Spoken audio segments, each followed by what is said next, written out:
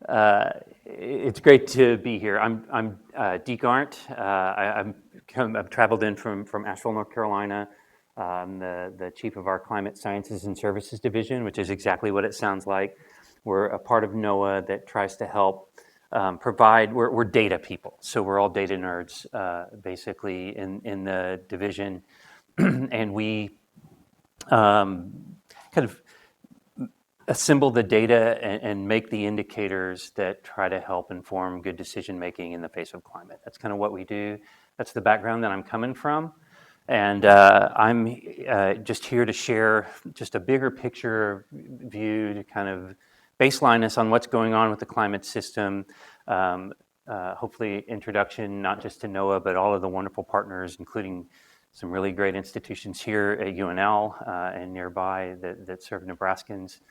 With climate information and services, and it's just really good to be here. And congratulations on this cool in-person event. It's nice to kind of be back in person. All right, so hey, first things first.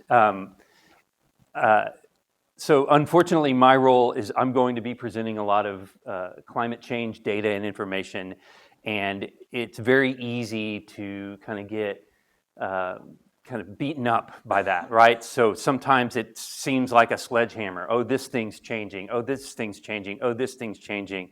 It seems really big, and I challenge you to when we kind of walk through some of these changes going on, that the message is not everything is broken. The message is these are some challenges that we've been developing for generations that we're going to be working on. And so you matter. The world is, the fact that you're coming together, I want to repeat what Ryan and Carissa and Rachel said. You're here in a room full of your future colleagues, your current friends, people you're going to be working on these issues with. The world's better with you in it. The world's better with you working on this stuff. The world's better with you working together. All right, so very, very much. Take some time to breathe, take some time to reset. We've been changing this climate for a few generations now, and we probably have a similar amount of work before us. So do please refresh yourself. If I'm presenting things, if it's coming off as hopeless or broken, that is not the case. So the most important folks and the most important relationships and the most important connections in this room are the ones that you have with each other, and the vision that you have and the voice that you'll share in helping to make a difference going forward. All right. So with that said, just a little bit about me. I'm a meteorologist by training. The one job that was open in Oklahoma after I graduated was a drought job. So I became a drought person, and I kind of fell in love with the slower side of weather and climate. Being from Oklahoma, really similar to Nebraska, very agricultural state, and people kind of really paid attention to and talked about the weather and the climate, and it really affected, and I really had an appreciation for how these things that play out over months and seasons and years affected the people that I knew, not just on farms and ranches, but in the communities that were organized around them. So I became a drought person, and that kind of led me into the larger climate thing, which I fell in love with. And Asheville is one of the several places that you kind of end up if you're doing climate services and climate data work. So that's kind of where I come from.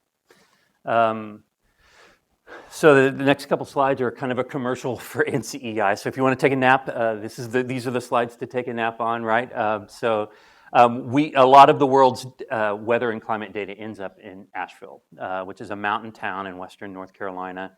So today's weather data that are taken by like automated weather stations and computer models and satellites and radars, that all ends up in our building kind of piled on top of a lot of yesterday's weather and climate data that were taken by people and those automated weather stations.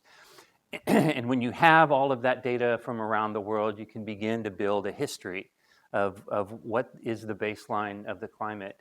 and you can compare all of that new information that's coming in today and make some assessments like, how does this fit with the long-term record? How does the thing that we're experiencing this season, does it match the trends that we're observing or expecting? How big was this thing that happened? How intense was that drought?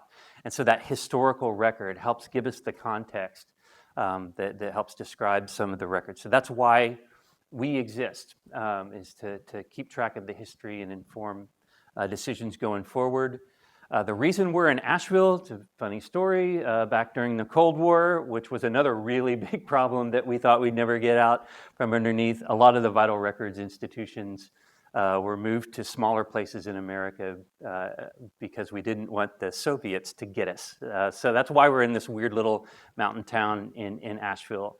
It's a nice dry place where all the paper that got moved to Asheville would survive, and we've kind of grown from there.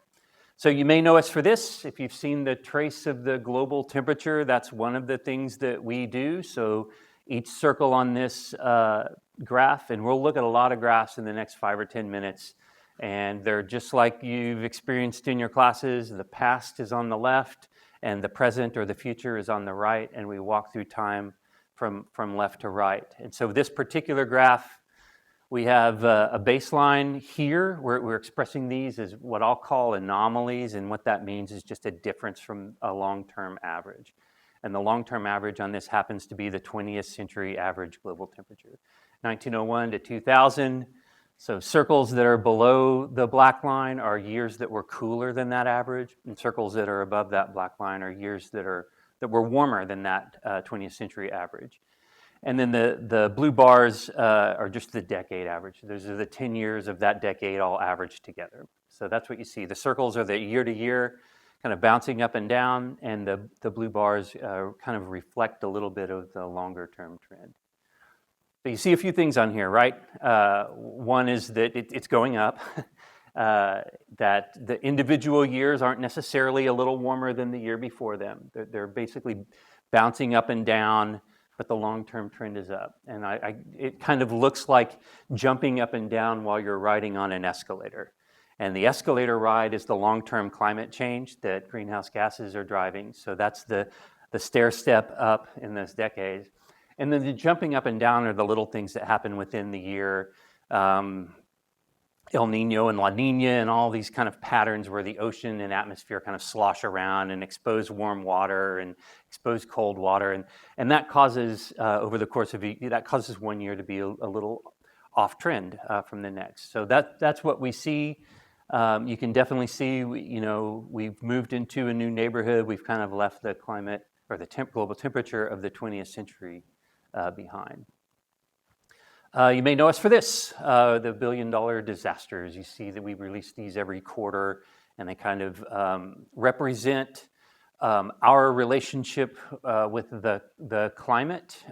So when we have these big, expensive events, and this will be the last time we talk about big, expensive billion-dollar disasters, but you see these kinds of things, and the trend is definitely up, and that represents two things. One, some of the types of hazards like flooding and wildfires are getting kind of bigger.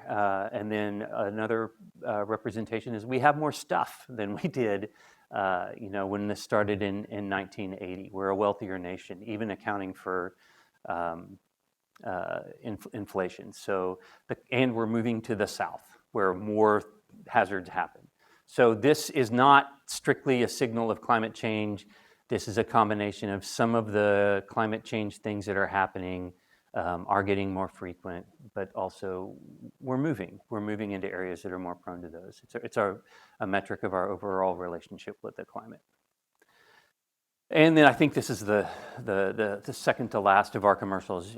I don't know if we do TV weathercasts anymore. I haven't watched TV in a while, but when you hear about the normal temperature for today is such and such, that comes out of Asheville as well. So that's one of the services we provide as a calculation.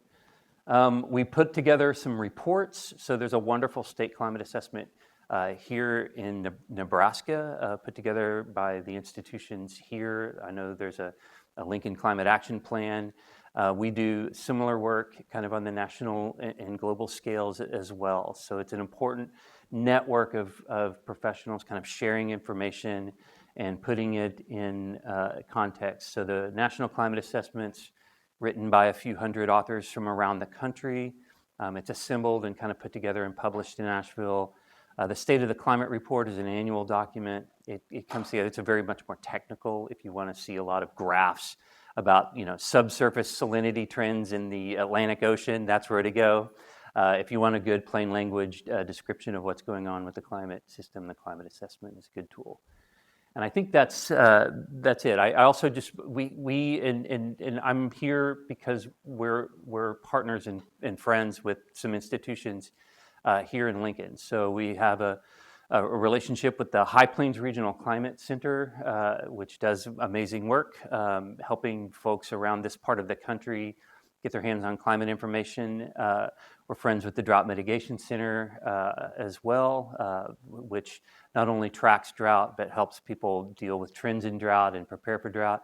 And we're friends with the Nebraska State Climate Office, a great institution here. And Martha's going to talk, I believe, in about 45 minutes. Is that right? And so we're kind of part of a network of climate professionals. So, all right, let's get into the climate.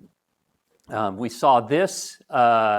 So this is one kind of big indicator of what's going on with the climate system. We are getting warmer. That is very much true.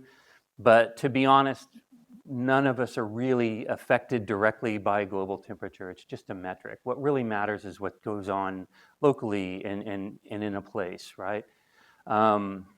Just some other kind of big picture, what's driving it, greenhouse gases, of course, to just kind of pause, we do a lot of work, and you will be doing a lot of work with mitigation, kind of reducing the additional greenhouse gases that go into the atmosphere.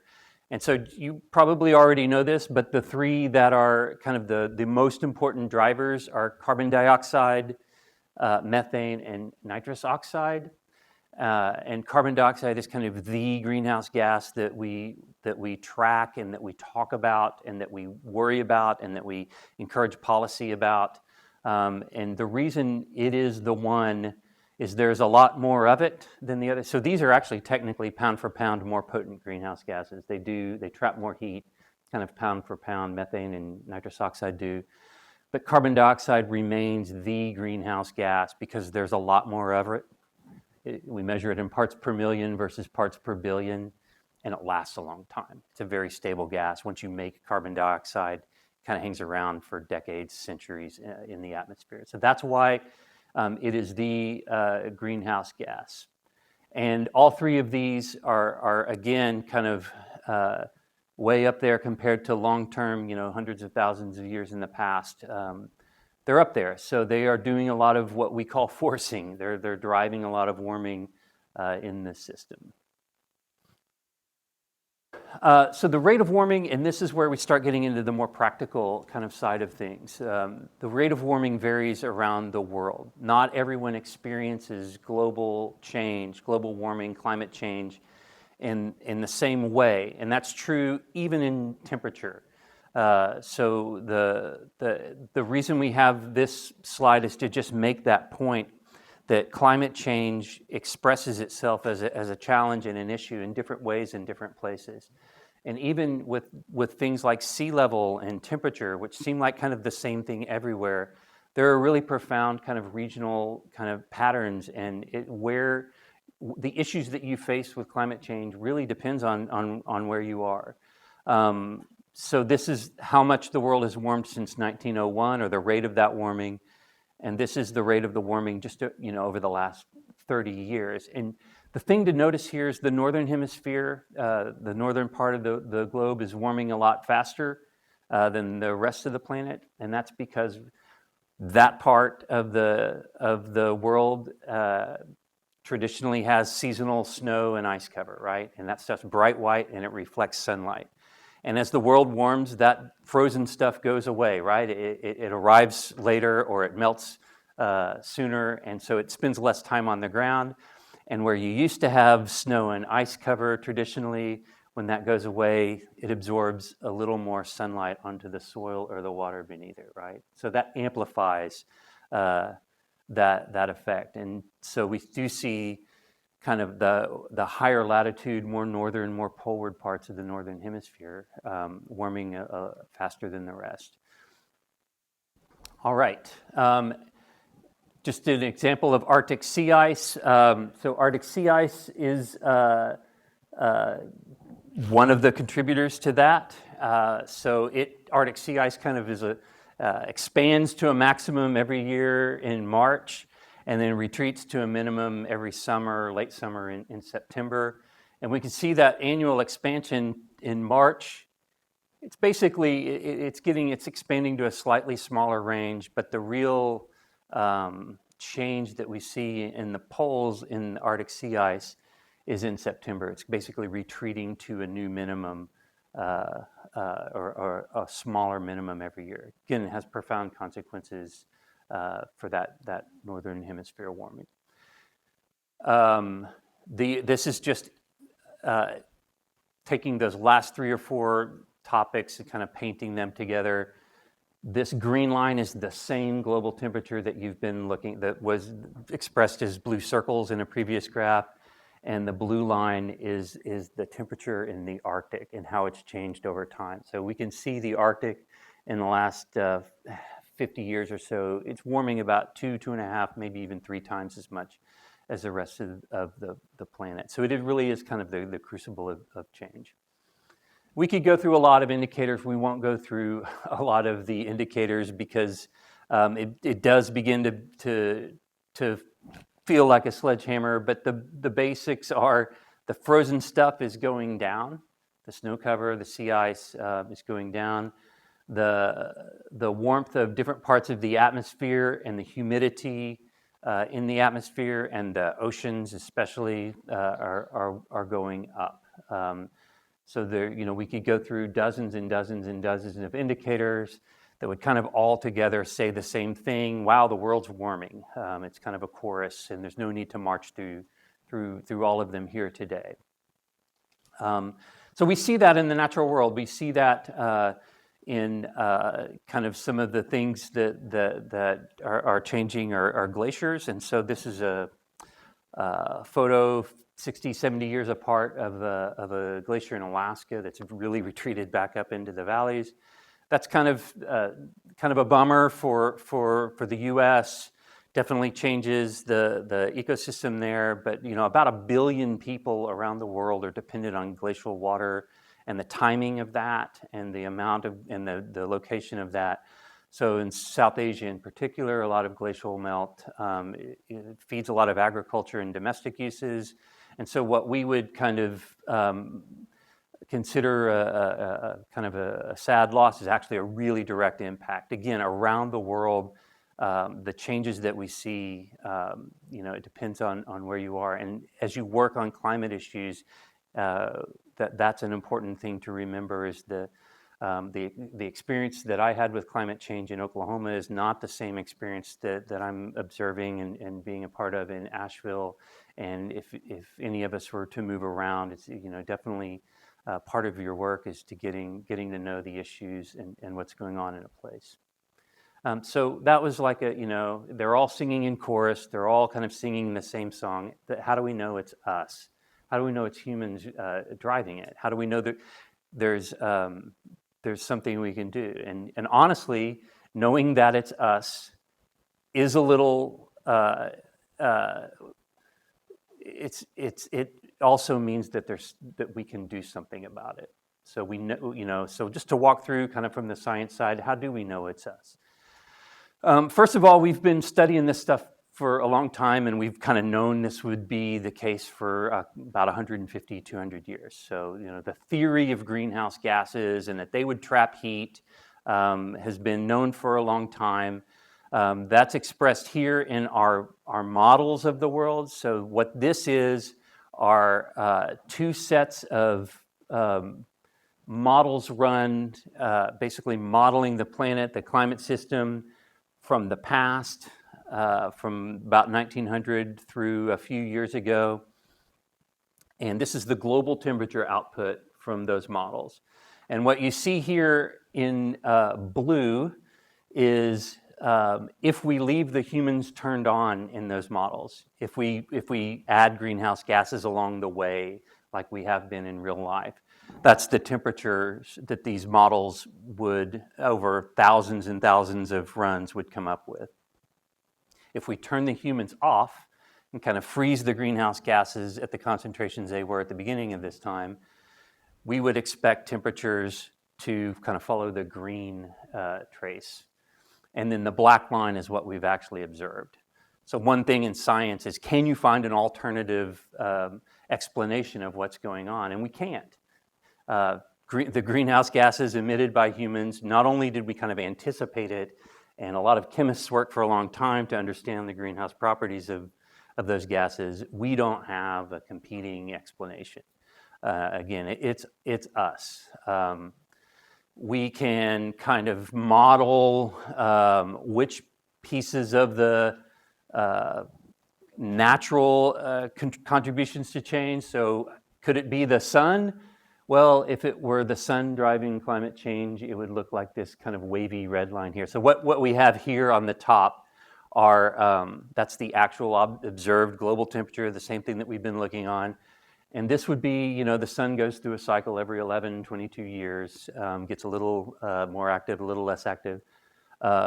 So that would be that's the contribution from the sun. That's the contribution from big volcanoes that would cool. That's that natural variability and all of and so the lesson from these is those factors, they come and go, right? Those influences, the sun is a small cycle. It's not contributing to the long-term rise in the temperature. The volcanoes cause little spikes in the record, not contributing to the long-term change. The natural variability, those oceans and atmospheres kind of sloshing around, the jumping up and down part of the global temperature, that's not contributing to a long-term change. It's the anthropogenic, the human-caused component. Again, no competing alternate explanation of what we're doing. And even if we didn't, I think this is the last big graph that we'll look at, even if we didn't know all of that stuff, even if we just kind of accidentally discovered yesterday that things were getting warmer and we were looking for an explanation, the observations themselves kind of give us the answer. So what you're seeing on the left is the temperature of the troposphere, the lowest part of the atmosphere. That's the part that we live in. It's about 35,000 feet thick, and it is warming. And it is warming whether we measure that with weather balloons, with satellites, or with computer models. So the lowest part of the atmosphere is warming. The panels on the right are the stratosphere, the lower stratosphere, the next slab of the atmosphere up that contains most of the rest of the atmosphere. And that's cooling, whether we measure it by weather balloons, by satellites, or by computer models. And the smoking gun in the observations is you can't warm the lower part of the atmosphere and cool the upper part of the atmosphere without changing the composition of the atmosphere. If it were something going on external to our planet, if it were the sun getting brighter somehow, the whole system would warm. But what we're doing is exactly what we thought we'd be doing. We are warming the lower part of the atmosphere by trapping more heat with greenhouse gases, and that's resulting in a cooling of the upper atmosphere. The lower atmosphere is warming at the expense of the upper atmosphere. Does that make sense? All right, that's the smoking gun in the observations. So where's that coming from? Where are the greenhouse gases coming from? These wheels kind of show a lot of it is from energy use, either whether we're powering our lives, powering our transportation, moving people and things around. Industrial processes, a lot of these are, a big chunk of this is actually the curing of concrete, which releases a lot of carbon dioxide. Some ag practices contribute in that kind of methane and N2O, nitrous oxide. retrieving and processing and moving fossil fuels around, not only when we burn those fossil fuels, that releases carbon dioxide, but the whole process is a little messy, and there's leaks in the system, and some greenhouse gases are used and escape during that whole thing. So this is kind of the when we will talk about adaptation and mitigation, but these are if we're working together on mitigation, these are the kinds of processes to slow down and ultimately eventually stop if we want to reduce the warming that we see in the future. So that it's important to know where greenhouse gases are coming from, because then we can work to find alternatives to the way we've been doing things. On the bottom are just the how these categories play out in the three major greenhouse gases. So the carbon dioxide component, the methane component, and the nitrous oxide component. All right, big weather. And I apologize, this is going to have some pop culture references from a long time ago, back in the 20th century. That's where I came from. So if you don't get it, raise your hand and I'll explain these pop culture references. But your grandparents might. All right, so a literature review. What's the relationship between weather and climate? And, there's a good piece of literature that was written in the 1970s that describes this relationship between big weather and climate change. And this is it. It was the movie Rocky, right? The point is, Rocky is the boxer, Mickey is the trainer. Weather throws the punches, climate trains the boxer. And that's the relationship between big weather. We know you've had some big weather events here. And in the long run, the relationship between climate and climate change and big weather is this coach-athlete kind of mentor-apprentice, parent-child, teacher-student relationship. In the long run, the trainer influences what the boxer does kind of from over the course of time. The boxer is still reacting to things going on in the ring at any given moment in the way that a boxer does. But if we change the trainer, if we change the climate, if we change the overall system, this boxer is going to throw certain punches more effectively, certain punches more often, some punches less effectively or less often. And so that's kind of the relationship between climate change and big weather. We don't know, even if we know who the trainer is going to be, even if we know climate is changing, we don't know what punch Rocky's going to throw with 2 minutes and 12 seconds left in the 7th round of his next fight. But we do know when we change the trainer, he's going to throw a lot more left hooks over time. Does that make sense? That's kind of the relationship between big weather and climate. We'll talk about a few of those on the way. I'm going to go back in time even more with a pop culture reference. So I had a teenage, he's 20 now, but I had a teenage kid, right? So that may seem familiar to you. And so this is Beaver Cleaver, by the way. This was a 1950s sitcom. If you don't recognize it, that is my fault, not yours. But he was, my son was kind of impulsive. He inherited some things from his old man, which meant that he had a short attention span. He was super sensitive to his environment. He could do extreme behavior. We all can do extreme behavior if the right set of ingredients came together. The beautiful thing about him is he forgot quickly and he moves on. I think all of us have gone to school with that kid, right? Or we may be that kid. I was that kid. So if we hadn't named him something else, we would call him weather, right? This is what weather looks like to a climate scientist. It looks like my impulsive teenage son is what weather looks like. And that's under a stable climate, right? That's under an unchanging, stable, reliable climate. Weather can do big things even when the climate is stable. But what happens if we change the climate, right? If we change that parental influence on that kid. This was Taxi, a show from the 70s. Jim Ignatowski was the character's name. I got to get new material, Don. But if we change that maybe to a less reliable parental climate influence, what's going to happen? Well, the kid is still going to be impulsive. He's still going to be very sensitive to the immediate environment.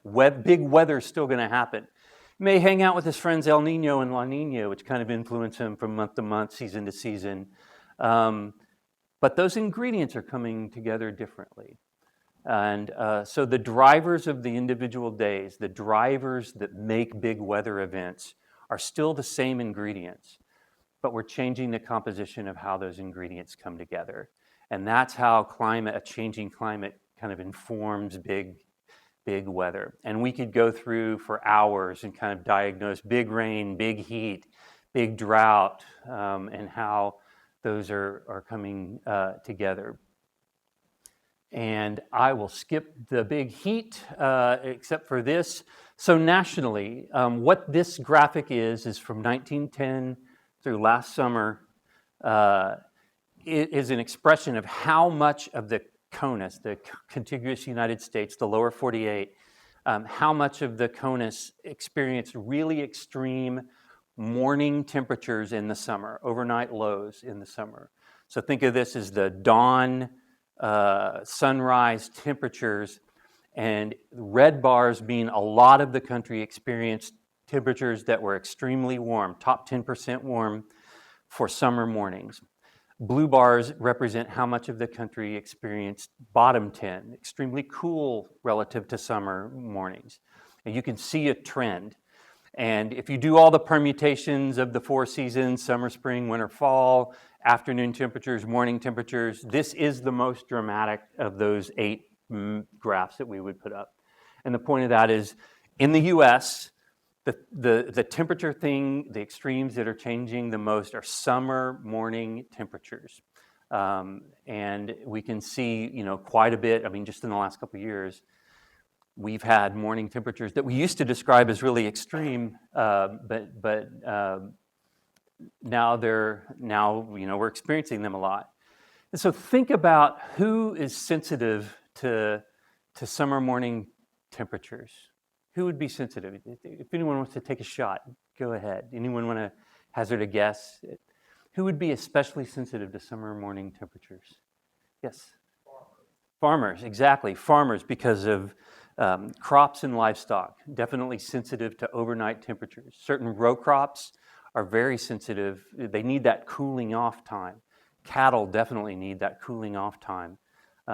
Anybody else would be sensitive to really warm mornings, really warm nights? What about outdoor laborers, people that work outside in the morning, people that are nailing shingles to new construction, right? If you go to, yes? People without air conditioning.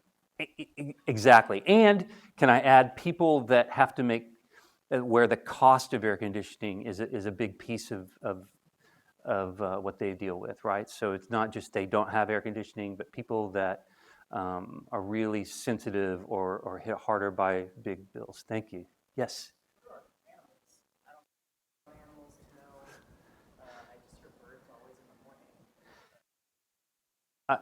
So I don't know about all animals, but I do know that certain types of livestock are very sensitive to extreme.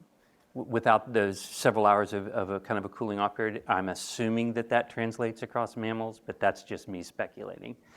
So yeah, summer morning temperatures are actually, driving a lot of change. And then if we were to talk about who is this fair to? A lot of those folks that are putting shingles on roofs in the morning, if the morning low is 80 degrees instead of 72 degrees, that gets pretty fatiguing pretty fast, and that can become really tough to work in that environment. And a lot of times the folks who are nailing shingles to roofs and doing outdoor labor, whether that's in fields or on roofs, they don't have as much of a voice in what's going on in the climate system as well. So we can kind of see that cascading way that in general, in a 4 out of 5, 9 out of 10 kind of way, the negative consequences of climate kind of push harder on the folks who are already kind of vulnerable and at risk. The people who have to struggle to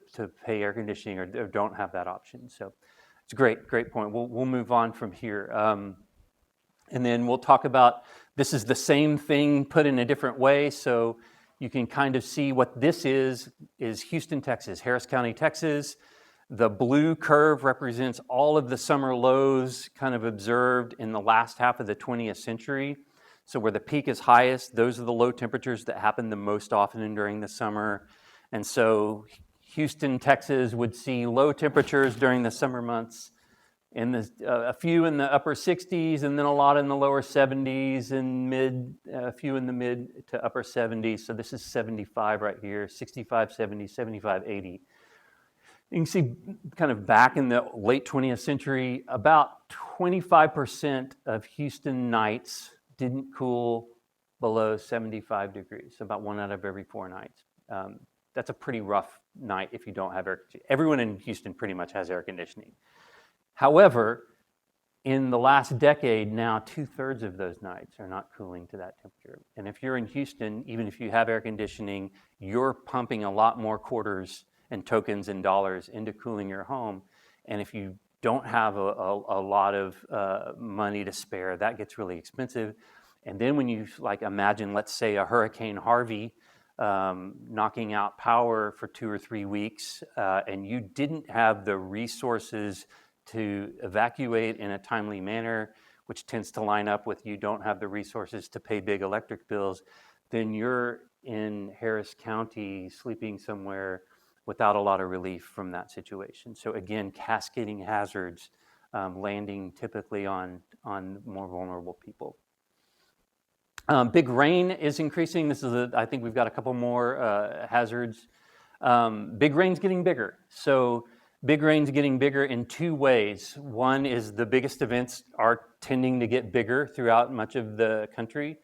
And 2 is we're tending to get a lot more of our annual rainfall budget, and this is true especially east of the Rockies, in big events. So big events are tending to get, the biggest events that we see are tending to get bigger, so more rain falling in the big whoppers in this decade versus previous decades. And more of our overall annual bucket of rain is filled up by big events themselves. So that has a lot of connotations in how do we store water, how do we keep water in reservoirs. I come from the mountains. We worry a lot about flooding in the rivers. So those are the kinds of things that we're seeing. The numbers on this map are just how much the biggest of the big rains are increasing in recent decades. So in the east, especially, we're seeing that. All right, so just we could have walked through all of these. Big heat is going up, big cold is going down, big rain is going up. Regionally, especially in many drought-prone regions, we are seeing more intensification of drought. Hurricanes, if we were to line up a panel of hurricane experts and ask whether there are more hurricanes occurring, there'd be a fist fight within about 30 seconds. So that is still a fairly controversial topic. We don't know whether we are seeing more hurricanes, but we think it's probably because we're just better at finding hurricanes. We have satellites now. However, the intensity of hurricanes is going up. They are intensifying more rapidly. They're slowing down upon landfall, which means they have more time to deliver a lot of rain, and they're physically larger events. And unambiguously, they are working with storm surge on oceans that are about 4 to 6 inches higher than they were about a half century ago. So even if you took today's or a storm from 1950 and transported it into this year, it would push water that's about 4 to 6 inches more water onshore, even if it wasn't more intense. The short-lived stuff, snow, ice, tornadoes, that we don't see a coherent global or national signal on those. All right, the last kind of things that we talk about, when you're talking about working on the climate issue, you're usually talking about either or maybe even and of mitigation and adaptation. And you already know this. Mitigation is taking those steps, typically together, to help reduce the rate of warming, typically by doing stuff to slow the rate of greenhouse gases. So alternative energy, energy efficiency, renewable resources. And this is typically action to come together. And then there's also critically adaptation, doing the things that help people and systems and the environment deal with the climate change. We've got to be working on both. The mitigation, we're going to get there, but it's going to take some time, and we're going to experience more warming during that time. So let's work on helping folks deal with changes along the way. And a lot of professionals and activists and organizations and thought leaders and you are kind of going to have a foot in both camps. And it's important that they talk together, and it's important that we think about how these relate to each other, because they're often artificially separated. So here are some of the things that look like adaptation. A lot of planning, where do people live, what are the kinds of services that we provide, and then mitigation has a lot to do typically with how we use and how we find energy. And there's a combination between. All right, so this is it. So I really appreciate the time, and I want to share a story because it is not easy to look at all of these graphs of change and the consequences of that change, and it can be easy to kind of say, wow, that's a lot. What am I going to do? I'm one person. If you're experiencing that, that is completely natural. So if you'll allow me like 2 minutes to just share a story it's going to be in black and white. It's going to be a story about people that lived a long time ago and have died long since. And kind of weirdly, it's a story about you as well. So I grew up in Oklahoma. I live in the mountains now, but I certainly didn't when I was a young person. And you probably know a lot of our climate history because Nebraska shared a lot of this climate history, this event in particular with us. So the Dust Bowl of the 1930s. It's a big, huge, it wasn't driven by climate change, but it was a big climate event, and it drove about a fifth of our population out of this state. And they wrote novels about it, and they took iconic portraits about it, and they took pictures of these giant dust storms that were experienced up and down the plains. And it was, it left this scar on our state's psyche, right? It is an event that we won't forget. It was a pretty crummy time in Oklahoma. So I'm about to tell a story that's going to sound pretty bleak, but I promise there's a bright side at the end. So this is my grandma. Her name at the time was Idris Grubus, and she grew up in Crowder, Oklahoma. And this is probably her little sister Gladys, and this is probably their birth mom Ludi. And this is in like the mid-1920s during the good times. And Ludi was a single mom, and then the Depression and the Dust Bowl hit kind of simultaneously in Oklahoma. And like a lot of people, up into hundreds of thousands of families up and down the plains, those circumstances were a little too much for Ludi. And she kind of faded out of Idris's life. And Idris became the head of the household. And so Idris was a teenage girl dragging her little sister around a pretty desperate time and place. And she shared all of this with me over time, and it didn't go well for her. There were some bad people in her life. She was bouncing around from house to house, and this kind of followed her around for the rest of her life. And we're going to come back. It was a rough time for her.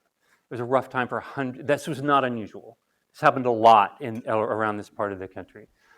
However, if you were to ask one of my drought buddies, one of my climate science buddies, to just look at the data and pick out what was that time, what was that era that caused so many problems in your state's history, can you go find that in the data? Well, they'd find it. It would be very, very easy for them to find it. So this is drought data in central Oklahoma. And they would say, wow, that drought of the 1950s must have been horrible. And so it wasn't the drought of the 1950s that we experienced in the part of Oklahoma that I came from was technically worse than that of the Dust Bowl, which is amazing. They didn't write novels about, they should have written books about that, right? They should have written books about what the heck happened between here and here that let this generation absorb a stronger punch from the climate system, and it didn't cause all the calamity and distress that this previous one did. And what this looks like to me is progress, right? This is a generation working on a lot of issues to make things better. And that's exactly what happened. We learned about ag practices from the events of the Dust Bowl. So we learned and we taught each other about crop selection, about how to manage our water in an agricultural setting, about how to manage our soils. You know, do we just till everything up, or do we do things a little more surgically? We learned about growing the right kinds of crops. And not just in ag, we learned about home economics. So what is called progressive education, which is really just practical, everyday education, technical education. We learned about home economics. That was invented out of the 30s. And so that's stuff like all of those farm laborers that were shot out of jobs during the Dust Bowl when the tractors came and did the work of 15 or 20 people. They were retrained, right? Like folks like that had a chance to pursue a new line of work.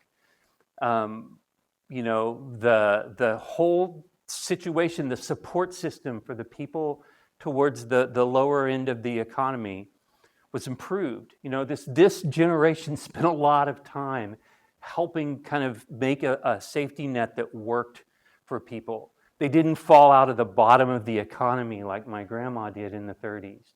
Things stayed relatively intact. She was able to raise a family of 4 in a farm town in a very droughty time, but they didn't fall out of the bottom of the economy. My mom was one of those 4 kids. And so if the work that you have ahead of you seems like a lot, it is. And if it seems like it's going to take a long time to kind of get where we need to go, it will. But I'm standing here today representing a lot of that work that has happened in the past. I wouldn't be here. I wouldn't have the chance to share with you today if it hadn't been for people like you doing good work, a little bit at a time, making things better. There was no magic bullet that helped this go better than this. It was a lot of people doing good work, a lot of people that I'll never meet. You know, I owe a lot of thanks to a lot of people like you that cared and worked together, and I'll never meet them. And the work that you do, the value that you put into that work, the values that you put into that work, and the results that you're going to find, that's going to cascade through generations. All right, so if it seems big, find what you're good at, work with each other, pay attention to each other, and work together to solve this problem. There are a lot of people that aren't born yet today that are going to owe you a real debt of thanks. And thanks for letting me be here today. I appreciate it. Okay. All right. Thank you. Okay. I think that's time, right? Is it? 2 minutes. Oh, 2 minutes. All right. Sorry, I'm a crier. My wife won't go to movies with me, so I apologize. Do you want time for a question or something, or? Okay. Oh, it's on. Okay. This isn't so much climate change related, but I really want to go into meteorology like you did. To go into like the environmental aspect and your like passion that you have for it, how exactly did that what was the like timing of that and how did you accomplish that? Yeah, so I was a meteorologist, you know, gung-ho from the start myself. I just happened to develop a passion, honestly, because I took that drought job and I was exposed to it. I They're related, and I know, and I never got a chance. And so one of the cool things that's going on here at UNL, there are whole courses in like the practice of providing meteorological and climatological services. So beyond the science, like, oh, here's how you can influence the world as a practitioner. Here's some, that wasn't in the curriculum in the 1980s, I'll put it that way. But that is an important part of the field. And whether you go into climate or environment or just want to be a really good meteorologist, a lot of departments are adopting that, that more professional, like here's your relationship with the people you serve kind of practice. So I don't want to plug one particular department, but I know that's going on really well here. Sorry. Yeah, so I have a question. So when you kind of talk to people who don't necessarily believe in climate change, is there a particular weather event that you point to that you're like, look at this, like how can you not believe this? Like this is such a huge indicator. Yeah. So I'm part of the, gosh, this is also big, what can one person do? That kind of weighs on me too. So sometimes I do the math on, is this person just arguing with me for their enjoyment, or are they truly curious about climate change? And so I have to make that calculation. Am I going to invest, my passion and my answer and my time? And if they are, then yeah, I would point to the big events, the big rains that have happened in Eastern Kentucky and St. Louis this year, Harvey the year in previous years, and the statistics on all of that. I think Harvey and Ian are big examples of, Ian that just happened was a very large storm. It intensified rapidly. It was working on seas that are several inches higher than they used to be. It was very slow. It delivered a lot of rain. It is the exclamation point on decades of evolution in hurricanes. So that would be one I would point to. Thanks for your time. Thank you.